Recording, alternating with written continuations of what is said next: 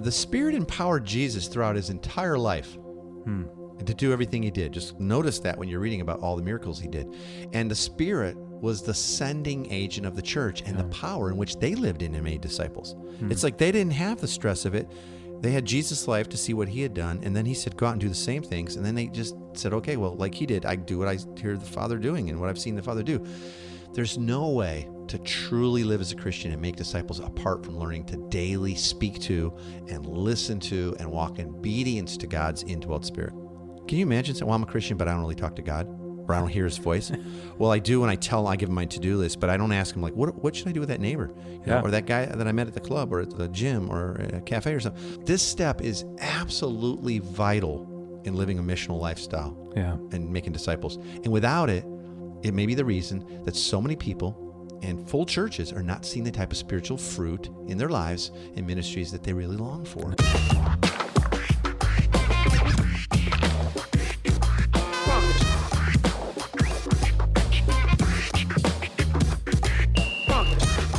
Welcome to the Everyday Disciple Podcast, where you'll learn how to live with greater intentionality and an integrated faith that naturally fits into every area of life. In other words, discipleship as a lifestyle. This is the stuff your parents, pastors, and seminary professors probably forgot to tell you. And now, here's your host, Caesar Kalinowski. Hey, good to be back with you. How's your day going? You having a good one? I'm just finishing up a staycation here at the old house, and I've been getting a lot of projects done here, and I really needed to. Many of these I have put off for so long, I don't even know the last time I did a staycation. But this is how it works for me. I'd rather just put a big list together and knock it out. And the weather has cooperated for the most part, and it feels good to be making some progress on things that I know I need to get after. And that can be that way anywhere in life, right? This week, it was on my house, and a big part of that was cleaning my garage. Crazy. Hey, so last week on the podcast, Heath and I did part 1 of this talk on family discipleship and mission made simple. Today, we're going to get into part 2 and the rest of the 7 foundational steps if you're looking to begin to live as a family on mission or start a missional community or train others in this way, even if it's across your whole church. Now, again, please listen all the way through, because at the end, I'll share a really cool opportunity for you to be able to jumpstart all this and receive some help getting started and all that. So here we go. Take a listen. So why don't you just give us a really quick recap from last week? Okay, so we talked about last week. The setup was, and I'm going to do it real fast, is that there are some basic things that we have learned in training thousands of people all over the world to live on mission, sort of a lifestyle of discipleship and mission. And there's some real basic foundational steps that without them, you really won't ever get to healthy missional community life, reproduction of discipleship and community life and all that. Sure. And so even some of us that find ourselves in missional communities or small groups and they're not really that rich or multiplicational or bringing lost people in, all that, maybe some of these steps were missed. So you can go back and listen if you missed that. So if you just somehow stumbled onto this, please do that. Just pause right now and go back to that. But just as a reminder for those who did hear it and kind of put us right there, I'm going to share with you 7 sort of simple but primary steps or moves towards moving towards a more missional lifestyle. The first one we gave last week was learning to articulate a much bigger gospel, one that touches every area of life. So we can live as good news people, not just good news about heaven, but good news about all of life. Yeah. Second one was bringing a new level of intentionality to our own family dinner nights. Like if we're not having them, start having them, and then how to make them beautiful as sort of a model for how we eventually would begin to invite people sort of to God's table. Yeah. And then the third move was to then start to look outward and pick a place in your neighborhood or city that's like you're going to regularly frequent it with the intentional move of, I'm going to start building relationships with people. I'm going to get to know the staff. I'm going to ask good questions, be generous. I'm going to start to build relationship with people and see where God leads it. It's not like I'm going out to drop off tracts, but I'm going to start frequenting a place that's near me because I want to do life with people versus, well, I'm going to invite people from work an hour away and some people I knew from over here. And they're going to be in my life, once a week? No, we're talking about living life on mission, a lifestyle. So those were the first 3 steps that we kind of went over. And again, feel free to go back, listen to 152 again, or for the first time if you didn't. Great. So now we get to move into step 4 of this, what you call the 7 moves to missional. What would number 4 be? Okay. So imagine now you've been for a while go into that place, the gym, cafe, pub, whatever it is, park, in your neighborhood. And now what you want to start doing is you want to start to identify which new friends are leaning in to relationship. And I use that term leaning in. Just physically think of someone who's interested in you, likes you. Yeah. They're not leaning away from you when you talk. They're leaning towards you.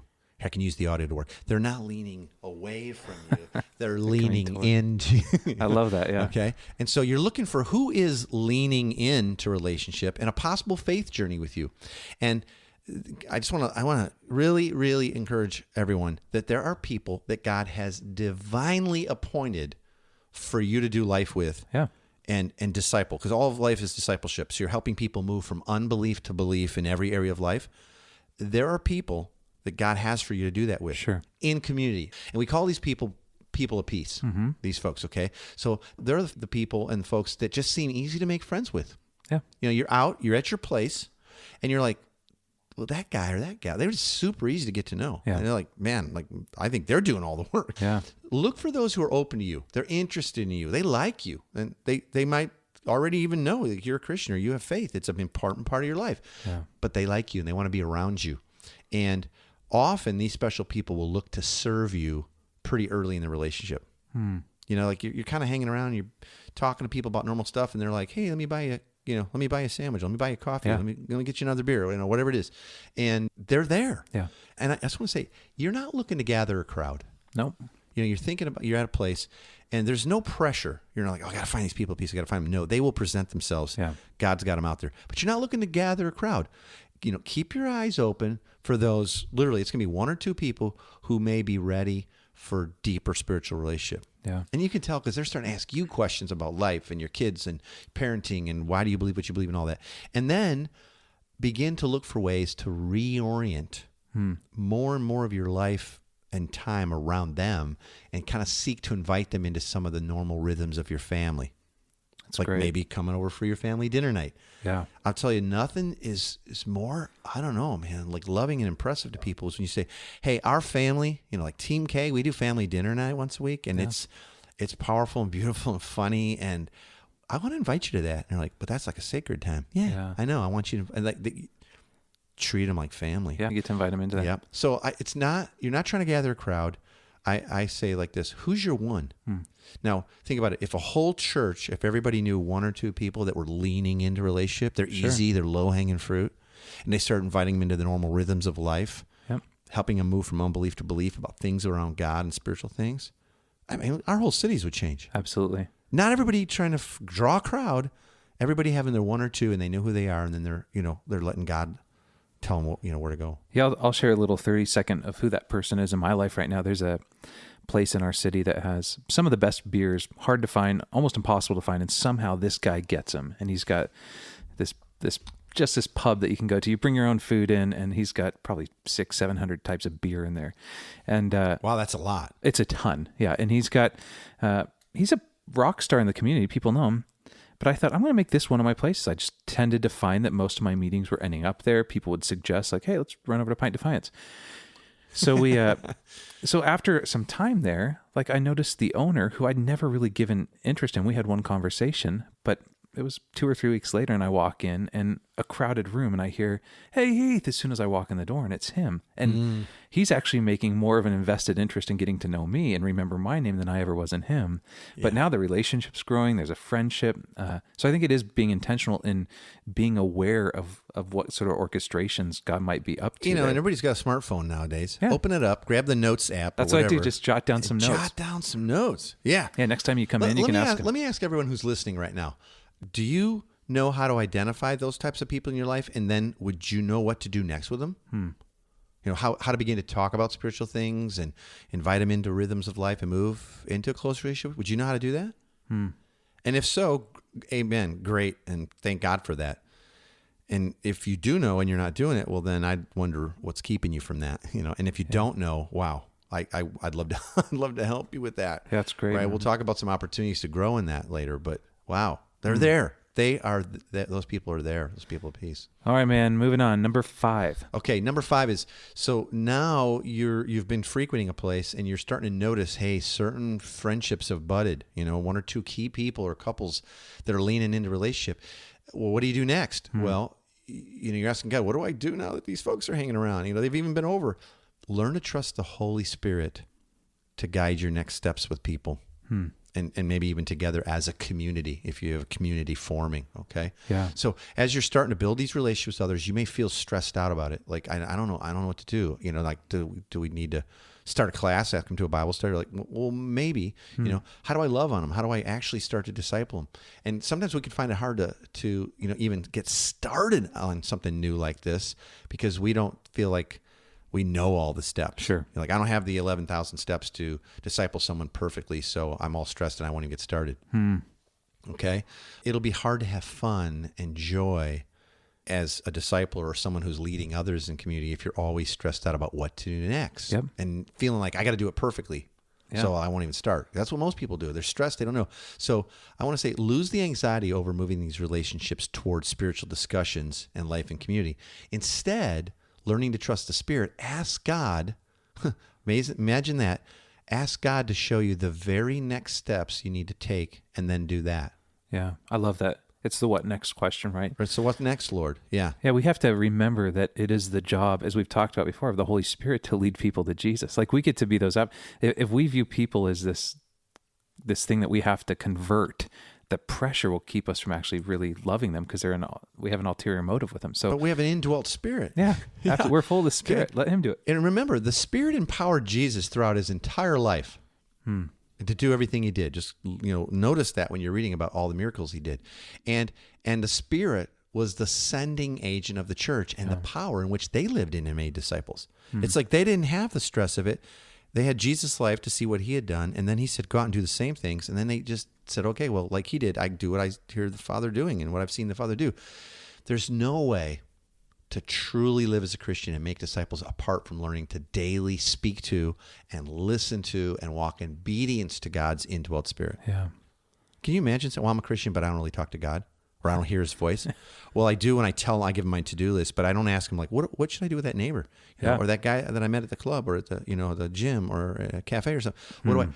How could that, this step is absolutely vital in living a missional lifestyle and making disciples. And without it, it may be the reason that so many people and full churches are not seeing the type of spiritual fruit in their lives and ministries that they really long for. Yeah. That's why, it's an important step, learning to trust the Spirit and ask Him, well, what's next? Like, very next thing. Yeah. Pressure's off. God's not confused. And what's so fun is it's such a fun adventure.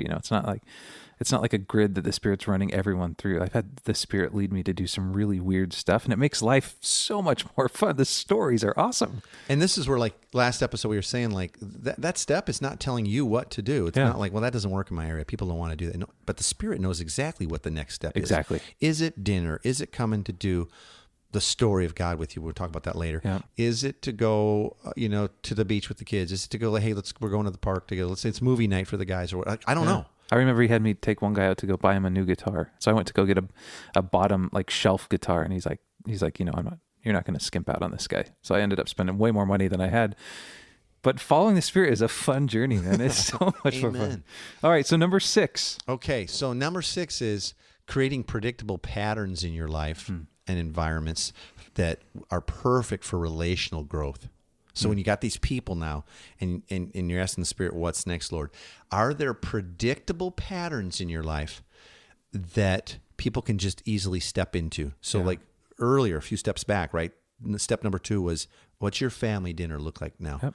Well, what if you started having like a parallel sort of family dinner night, like an open table night or something where you can invite people to, or you did a brunch on the weekends, or like we do Cigar and Theology, right? It's just kind of open, and not everybody's going to be down for that, but the way we do it, it's not a weird kind of strange thing. So life in community eventually is life together, and it's life as God's family. He's our Father, and He expects us to treat others as family too. So you'll have to start to create certain predictable patterns in your life or at least one Sure. that you go, that's on the calendar. You know what? Every Thursday, it's always wide open. Doesn't matter who I run into. I can go like, hey, we're doing soup and, salad, or spaghetti nights Thursday, or we're getting together and we have a meal. We hang out and then we watch this same show. Everybody loves it or whatever. So regular meals, serving opportunities. Maybe there's something in your town, community, neighborhood with that like regularly you could serve together and invite people into.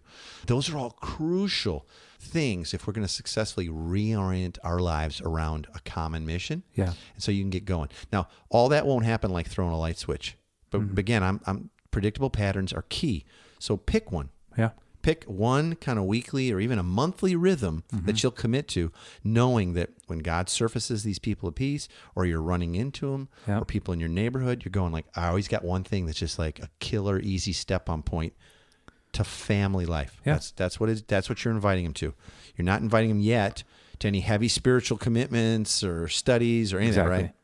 Yeah, and be creative with your schedule too. Like I know that on Wednesday nights I rehearse, and so I get home about 8:30, and my wife does like a 9:00 This Is Us marathon with some girls, and so I think allowing your schedule to be so do they. Cried my eyes out this week. But I think allowing some sort of patterns that don't necessarily, like be creative with your schedule. Find things that work for the community, even if they're weird hours and stuff like that. But and it's going to be something that's fun to you. So that's the thing is you're not creating predictable patterns that you just, I hate it every week it comes around. Hey, you want to go to a Bible study with me at 6 a.m.? It's like, no. Yeah, that's what my lost neighbor who's drinks too much wants. He wants to get up super early to talk to a bunch of guys about stuff he doesn't understand at all. Exactly. Because he likes feeling stupid, Yeah. No, number 7, man. Let's go for it. This is it. So here, seventh move and step is now. So this starts tipping into like, okay, now, and this might be down the road a bit, but learning to tell the story of God as a story. Now, there's a lot of tools out there. There's all kinds of studies, and you can do alpha, or you can get a book, and whatever. Man, I'm telling you, you just got to trust me. You can learn to teach the Word of God in a powerful yet simple, reproducible way through narrative and dialogue. Now, are there other ways to do it and move people? Yeah, I don't know how to do that yet. You can get equipped in it. All the resources are out there for free. I will equip you in it. I swear, I will. Okay. Yeah. And think about it. True discipleship, and that's our goal always. When we said this is lifestyle of discipleship and mission, made simple. True discipleship is going to be built on the words and the ways and the works of Jesus. Now, how are you going to teach the whole Bible? Well, that's going to take a lifetime. How are you going to teach Bible to someone who's not even sure they want it? And guess what? Hardly anybody reads anymore. Yep. Like they don't. Yep. Okay. Learning to teach through story and impart kingdom patterns and God's values for how his family works, and doing this in a way that's reproducible is going to be foundational if your goal is to make and be mature disciples. That's good, man. You've been through the story, right? Yeah, absolutely. It's mind blowing when you actually view it as, Genesis to Revelation, that the ark, it's a whole different story than what you've been taught for years. I guarantee it. It is. And we do it, most often we'll do it in community over 10 or 12 weeks. Yeah. And that includes like 23 or 4 narratives ultimately, but it's all dialogue driven. It's not a Q&A. No prior knowledge is needed.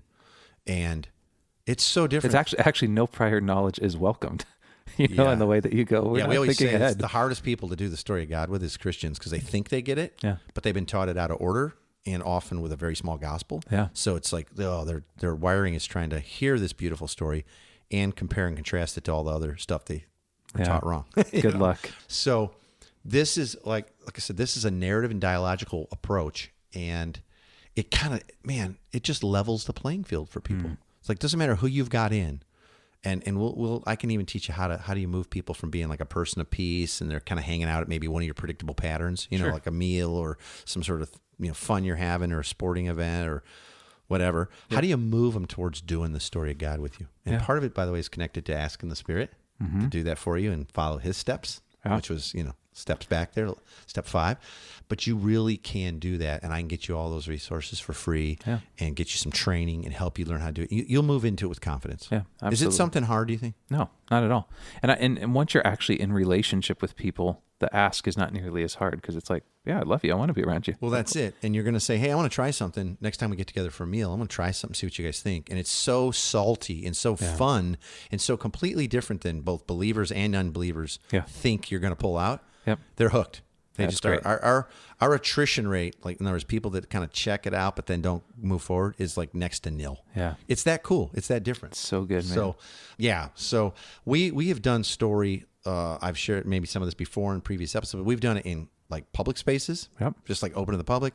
We've done it in homes, tons. I've actually done it in pubs. I teach it all over the place. We've flown around the world. I've done it in the bush.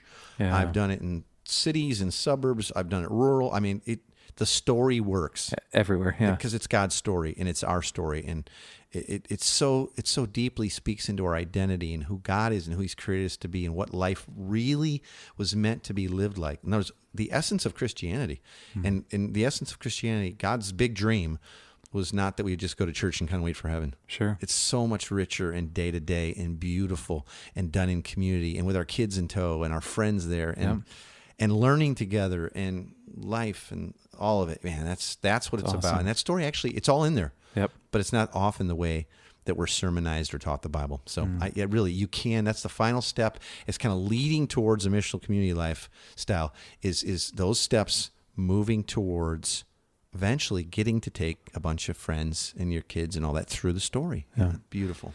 Caesar, let's move on as we've wrapped up. We're now closing episode 2 of this last 2-parter with the big 3 for this week's episode. For sure. And as always, if you want to get a printable PDF of the big 3, what I'm about to share, you can get that as a download. Just go to everydaydisciple.com/big3, and we'll send these to you straight away. Caesar, what are the big 3 for this week? What are the big 3? Tell our listeners in case they're new to this. Yeah, so it's the takeaway that we want people leaving with. We make it available for... Minimally. Yeah, minimal. Yeah, you can only get a couple things out of it. Here's right. what we want you to have. So from today's steps... you go back there again, listen to the last episode. There's a different big 3, but first one I'd say is don't miss this. God has at least 1 or 2 people that He's prepared specifically for a discipleship relationship with you. Mm-hmm.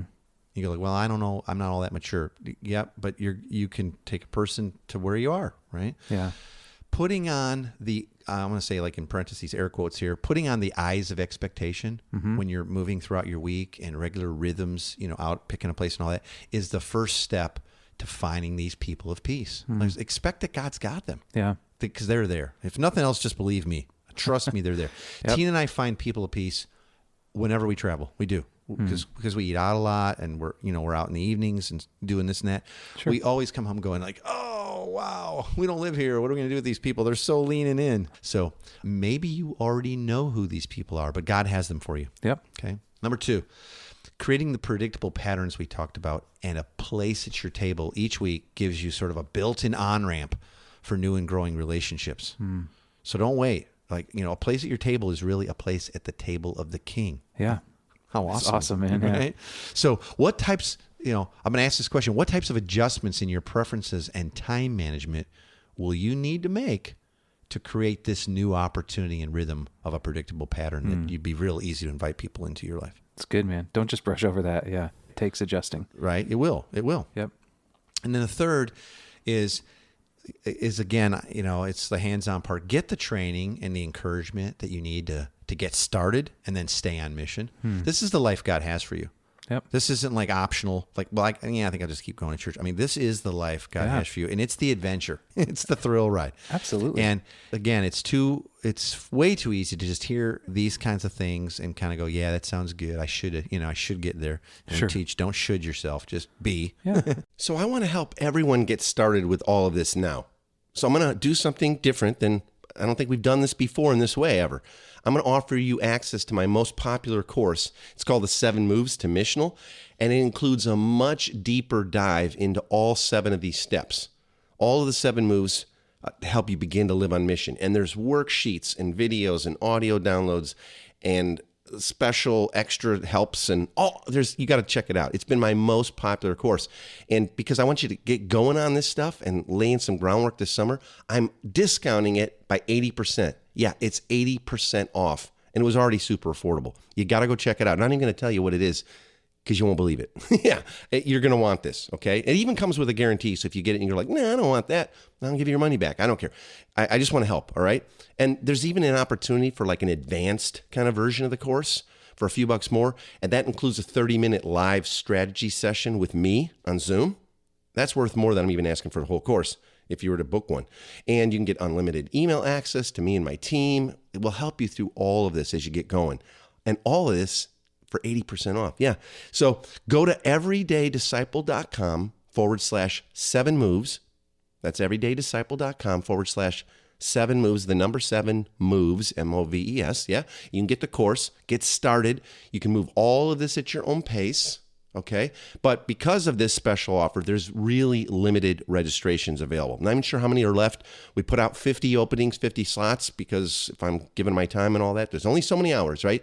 So jump on this opportunity. Don't put this off or you could miss out. It's time for you to have the tools and the confidence you need to have a close missional community, and you start living this way with others. And I'll promise you that this course, the 7 Moves, will baby step you through some things that are the exact things we help start people with when they come to us and we're helping them. All right.